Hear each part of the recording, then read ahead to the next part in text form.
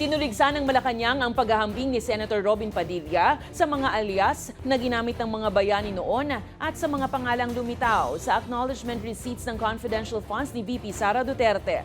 Sa ika-19 na araw ng impeachment trial, sinabi ni Padilla na gumamit din ng mga alias ang mga bayani at revolusyonaryo noon, habang kinukwestiyon niya ang pagtuon ng prosecution sa mga kakaibang pangalan sa mga resibo. Kabilang sa mga pangalang lumitaw sa mga dokumento ang Antonio Pagong, Timon Andrew Pusa, Shane Ngit-Ngit at Sunizo P. Bella. Pero ayon kay Palace Press Officer Claire Castro, magkaiba ang konteksto ng mga bayani at ng mga umano'y confidential fund recipients. Giit ni Castro, ang mga bayani noon ay lumaban para sa bansa at kilalang totoong mga tao kahit gumamit sila ng pseudonym o alias. Sa ngayong kaso naman, anya, hindi pa tiyak kung totoong tao nga ba ang ilang pangalang nakalista sa mga resibo o kung maituturing itong mga umano'y ghost beneficiaries.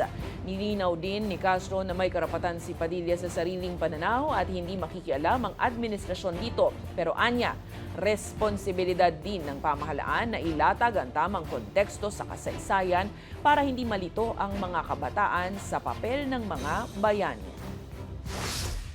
Ang mga bayani noon ay lumalaban para sa bayan nang walang bayad.